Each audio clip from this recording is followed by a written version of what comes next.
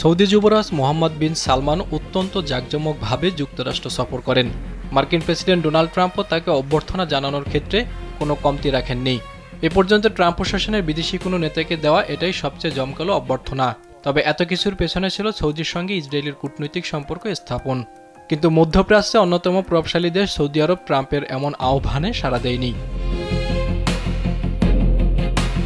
Saudi যুবরাজ যুক্তরাষ্ট্রের মাটিতে পা রাখার পরেই তাকে স্বাগত জানাতে লাল গালিচা বিছিয়ে দেওয়া হয়।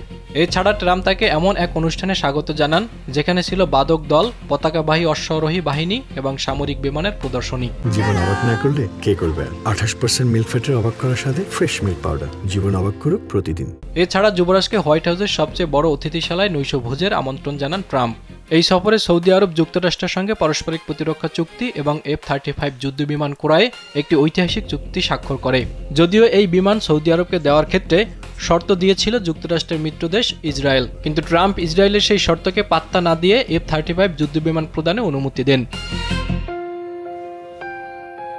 এদিকে সৌদি যুবরাজও যুক্তরাষ্ট্রে $1 লাখ কোটি বিনিয়োগের ঘোষণা দেন। তবে এত কিছুর পরও যেন ট্রাম্পের দীর্ঘদিনের লালিত স্বপ্ন যেন স্বপ্নই থেকে গেল। ট্রাম্প আশা করেন এই সফরে সৌদি ও ইসরায়েলের মধ্যে এক ঐতিহাসিক কূটনীতিক সম্পর্ক স্থাপিত হবে। কিন্তু সৌদি যুবরাজ ট্রাম্পের এমন আহ্বানে সাড়া দেয়নি। ফলে এক পর্যায়ে ক্ষুব্ধ হয়ে যান ট্রাম্প।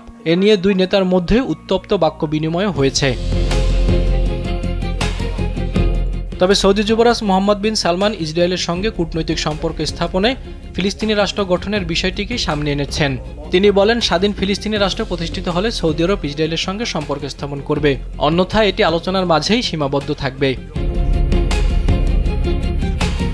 এদিকে মার্কিন প্রেসিডেন্ট ডোনাল্ড ট্রাম্প আব্রাহাম চুক্তির মাধ্যমে ইসরায়েলের সঙ্গে মধ্যপ্রাচ্য সহ আরব দেশগুলোর সঙ্গে কূটনৈতিক সম্পর্ক স্থাপনে দীর্ঘদিন ধরেই চেষ্টা চালিয়ে যাচ্ছেন।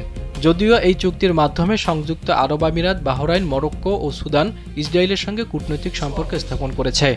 তবে ট্রাম্পের অন্যতম লক্ষ্য সৌদিকে এই চুক্তিতে অন্তর্ভুক্ত করা। জাহিদুল ইসলাম, কালবেলা।